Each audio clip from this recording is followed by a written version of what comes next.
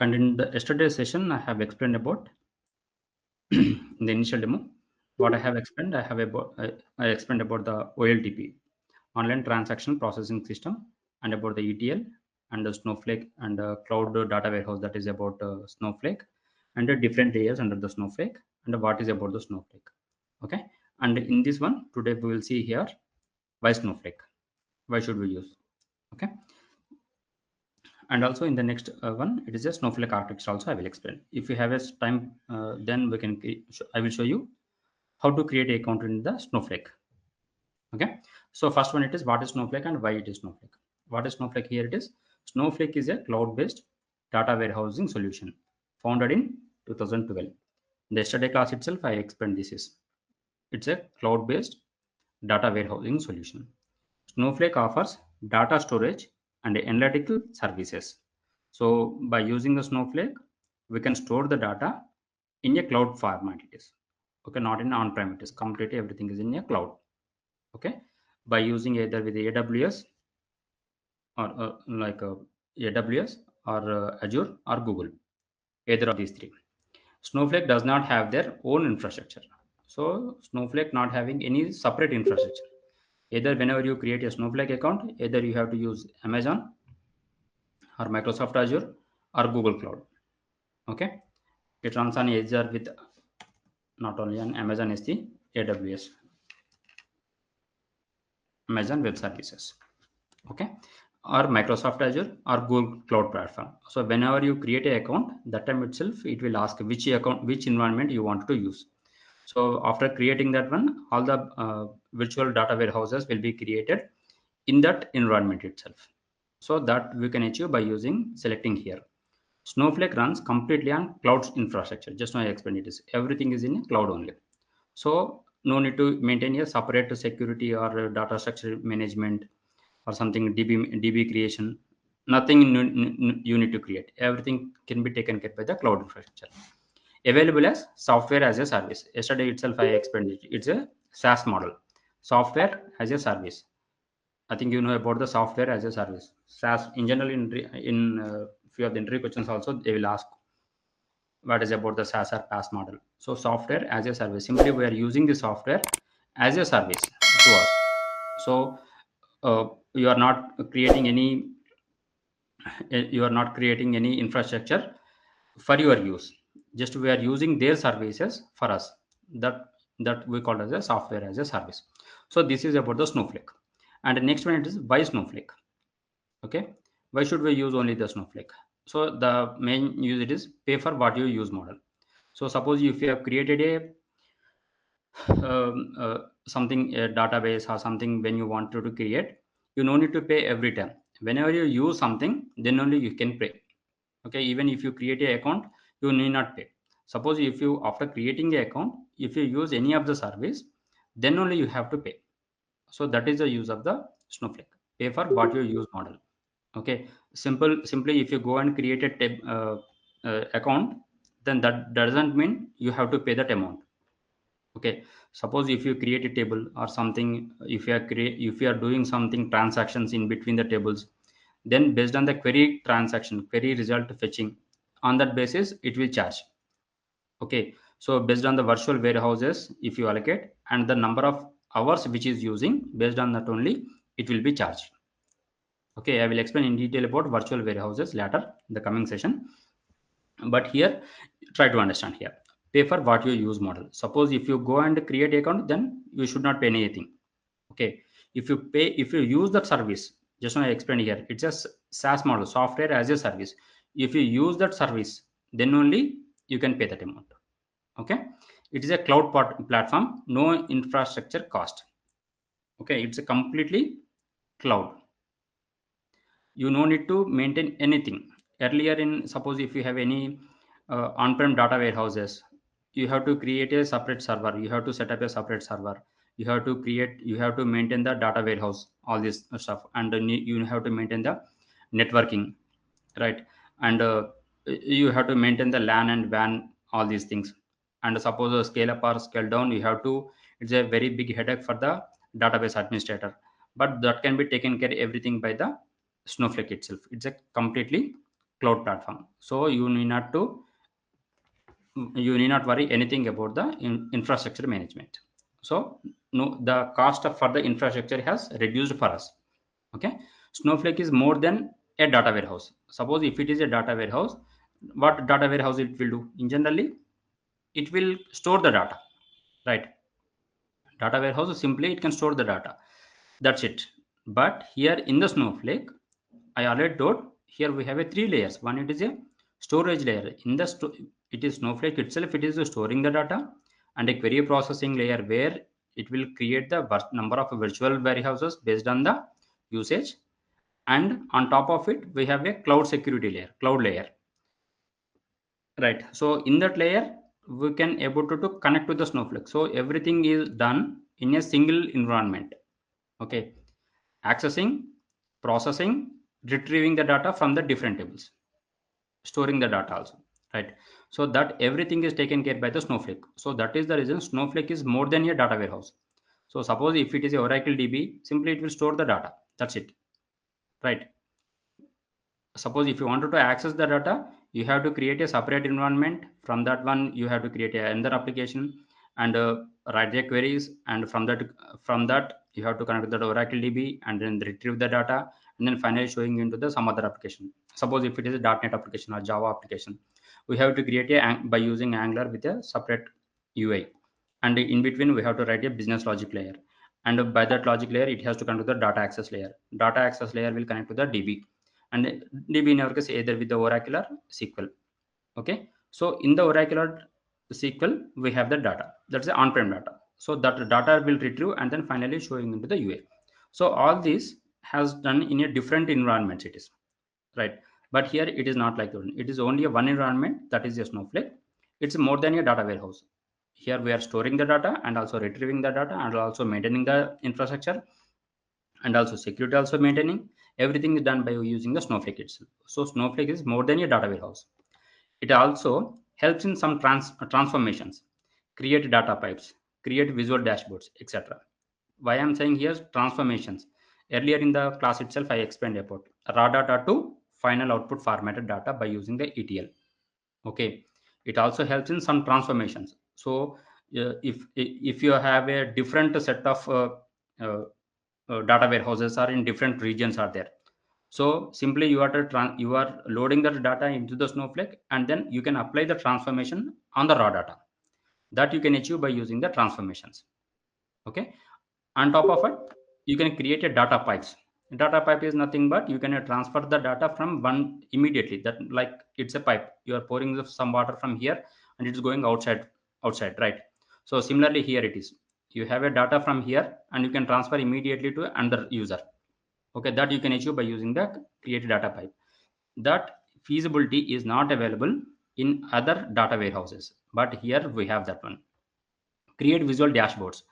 Suppose you have a raw data and you have applied some ETL tools, something ETL transformation you have done, and then finally storing into the different set of tables. And on top of that, you can create a dashboard for visual effect. So that one you can able to see the output final formatted data in a visual dashboard. It is that you can achieve by using the Snowflake. Okay, I hope you understood all this.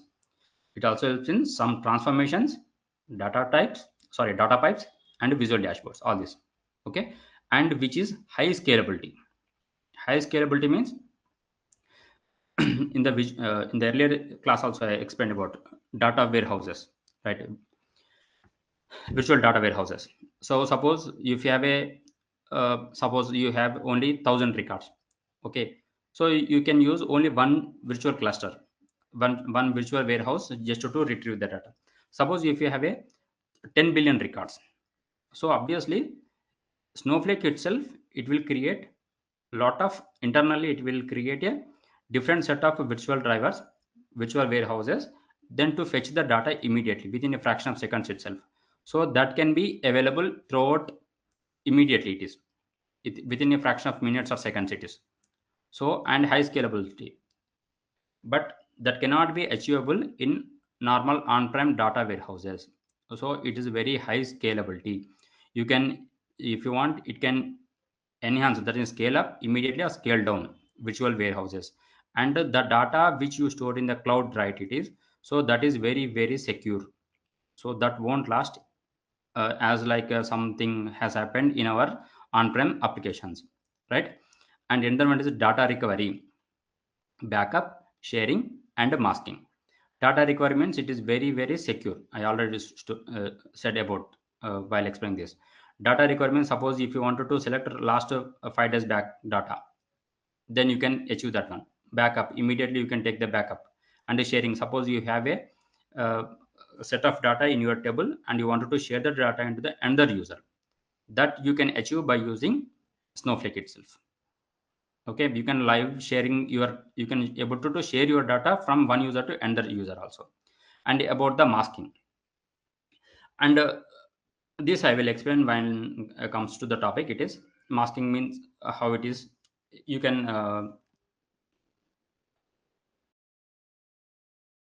while explaining the Snowflake concept, it is can analyze the data present in external tables. So suppose if you wanted to share the your data into the something AWS S3 bucket or something Google Cloud or something in another on-prem environment. So for that one, you have to connect to the external files, right? Something AWS means it's another environment. Snowflake is in another environment. In the AWS, suppose you are connecting to the S3 bucket. S3 means where you can store the files, so that is in external file side. You can able to connect from Snowflake to AWS S3. Then you can fetch the data. You can either you can copy that file into from your table. You can copy that table into the AWS S3, or you can read that file from the AWS S3 and then load into your Snowflake tables. That you can achievable by using Snowflake. Okay, easy integration with data visualization or reporting tools. By using the Snowflake, you can easily create the visualization dashboards, and by using that one, you can also create the reporting tools. Okay, this is about why Snowflake. And the Snowflake features: simple, reliable data pipelines in multi-language like Java, Python, PHP, Spark, Ruby, etc. So which is supporting for uh, uh, all these programming languages. Reliable data pipeline in multi languages. So something you have a data here, if you wanted to pass into the other languages by using the Snowflake, here you can, by using this, you can pass into the other languages like Java, Python, PHP, Spark. So some other application is there, you can transfer this data from here to there. Secured access, very good performance, and the security of data lake. Okay, data lake concept will come under the Azure concept. So secured access, it is very very secure. I already told. Okay, authentication and authorization will be maintained by the Snowflake itself, and which is internally it is maintaining with the AES encrypted format. In generally, those encrypted keys will be very secure, and that can be rolled out every 30 days. So suppose after you create a password, it will store in a encrypted encrypted format, sorry.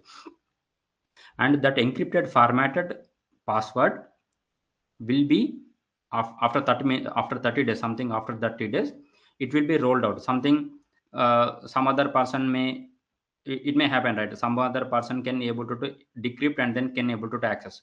So that is the reason Snowflake itself, after every 30 days, those encryption will be changed. So something if it is already encrypted, it will encrypt in a different format again. So like that one. So something once if it is encrypted throughout life, it can't use the same encrypted key. So it will maintain in a different encrypted key format internally. So that is the reason it is very secure and a very good performance. I already told you, everything is maintained by the cloud itself, and they are using AWS, Azure, or GCP as their platforms. So those are very good performance. And the security of data lake here. So while passing the data, that something from here to there, then that will be also care and taken care by the security by encrypting everything. And zero administration for tool. So once you create a Snowflake, you no need to maintain anything here. Zero administration, everything is taken care by the Snowflake, data storage and data size itself. So suppose if you have created a database and you created a table, and suppose you have stored something around 10 millions of data, right? So internally, Snowflake itself can taken care by the complete storage. So how much of data has to be allocated, and what is the max size and min size and the total count, and metadata format, everything can be taken care by the Snowflake. Okay, you no need to create, even not touch, that everything taken care by the Snowflake. Simple data preparation for modeling with any framework.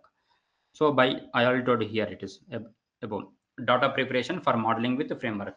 Suppose if you want to connect with other application you have implemented, and where you wanted to you wanted to load this data from here by extracting the data from here, that can be achievable by using the Snowflake. No operation burden to build data intensive applications. So suppose you have a 10 billions or 100 billions of records. So no need to worry here, because that can be taken care by the Snowflake. So the large amount of data can be also be taken care by the Snowflake. Share and collaborate live data across companies ecosystem. So you, so within the organization, multiple users will connect. So you can share your live data with the other user within the organization. So that can be achievable by using a Snowflake. This is the advantage, especially with the Snowflake. Okay, and these are the differences between traditional warehouse versus Snowflake.